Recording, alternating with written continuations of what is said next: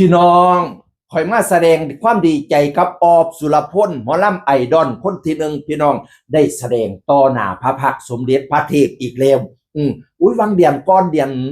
ที่แล้วนี่แล้วก็ได้แสดงต่อหน้าพระพักตร์คือกันเนาะบัดนี้ได้แสดงอีกโอ้ยเป็นเกียรติเป็นสีของศิลปินอีสานบ้านเฮาเป็นเกียรติเป็นสีกับวงตระกูลหายบักหลาเอ้ยออบสุรพลพี่น้องเอ๋ย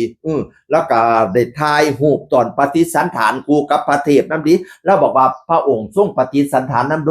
โดนพะนะว่าอุ้ยเป็นยังบุญยังกุศลบักหลาเอ้ยเพิ่นเว้านำต้องโดนเติบแล้วก็เขียนว่ากราบเทพพระบาทสมเด็จพระกนิษฐาธิราชเจ้ากรมสมเด็จพระเทพรัตนราชสุดาสยามบรมราชกุมารีในบรโอกาสเสด็จพระราชดำเนินทรงเปิดฟันเข่าและเศร้าหน้าแห่งศาสตร์2568ณศูนย์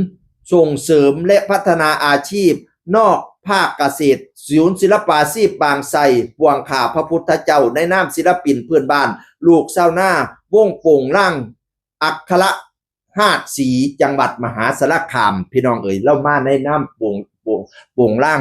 วงโป่งล่างอัครหาดศรีจังหวัดมหาสารคามศิลปินเพื่อนบ้านลูกเศร้าหน้าวงโป่งล่างอัครหาดศรีจังหวัดมหาสารคามแสดงดีเนาะโอ้ยเป็นวงโป่งล่างที่สุดยอดวงหนึ่งนะพี่น้องเอ๋ยโอ้ยคำว่าสุดยอดบ่ได้แสดงต่อหน้าพระองค์ท่านเด้อโอ้ยเป็นยังบุญยังคุณยังหลายๆซุ่มน้องๆโป่งล่างซุ่มลูกๆโป่งล่างกระไดตอนเล่าเสียงเล่าโอขึ้นอุ้ยมันมีพลังมันขนคิงลุกยาบเลยคอยเสียเบิ้งจักหน่อยพี่น้องวันพาอ้อมสักษาวาสี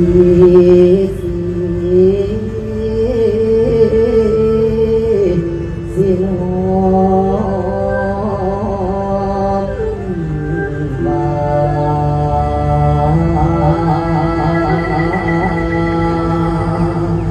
โอ้ยจะเป็นเสียงดีบักหลาคำแพงอีพอเอ่ยเห็นบ่พระองค์น่ะทรงเอากล้องขึ้นมาถ่ายเอามือถือขึ้นมาถ่ายโอ้ยเป็นยังบุญยังคุณหลายๆได้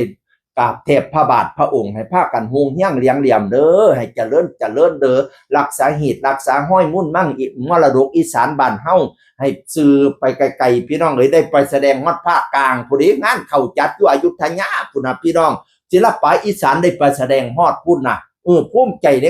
ความเป็นอีสานบ้านเฮาบ่สืบห้อยตาว่าห้อยปูไว้เด้อลูกหลานเอ๋ยฮีดอย่าให้หมองค้องอย่าให้เสาสิมาอย่าให้เก่าฮีดแต่โกกค้องแต่เข้าฮีดตั้งแต่ผู้เฒ่าเฮานั้นให้รักษา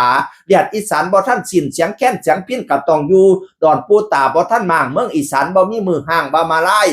ซอยกันรักษาฮีดรักษาห้อยสืบห้อยตาว่าห้อยปูไว้กับหมอลำไอดอลคนที่หนึ่งออฟสุรพลยินดีน้ำหลายๆดีใจน้ำหลายๆเสียงอื่นคนเก่าเว้าสู่ฟังสวัสดีครับสวัสดีครับ